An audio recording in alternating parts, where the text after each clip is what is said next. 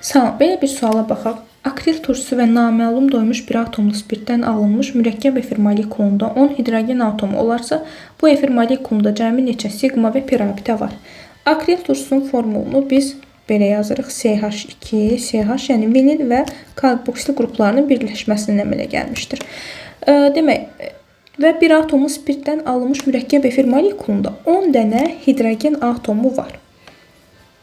Biz bunu əgər mürəkkəb efir formasında yazsaq, bilirik ki, turşudan qopur OH qrupu, spirtdən isə H.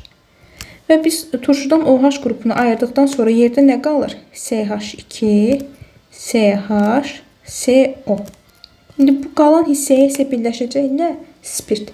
Və bizə deyir ki, efirdə 10 dənə hidrogen atomu var.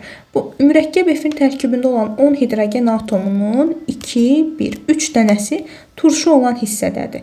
10 hidrogenin əgər 3-ü turşu olan hissədədirsə, yerdə qalan 7-si spirtin payına düşür. Demək, bu spirtimiz tərkibində 7 dənə hidrogen, yəni radikal hissəsində 7 dənə hidrogen atomu olmalıdır ki, bu radikalımız da propil radikaldır. C3H7. Və burada təbii ki, biz bilirik ki, yəni C3H7 olduqda biz spirti C3H7OH şəklində yazırıq. Dedik ki, turşudan, spirtdən də H ayırır. H ayırdıqdan sonra yerdə nə qalır?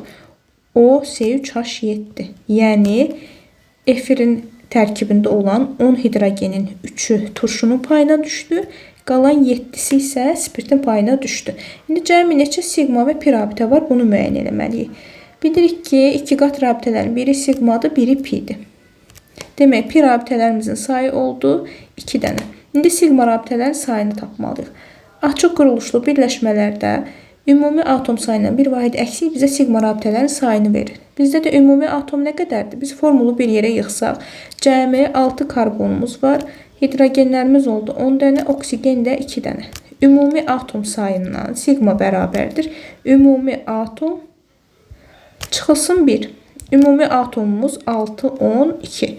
18-ə bərabərdir. 18-dən də 1 çıxanda 17. Demək, tapdıq ki, sigma rabitələrin sayı 17, pi rabitələrin sayı isə 2-yə bərabərdir.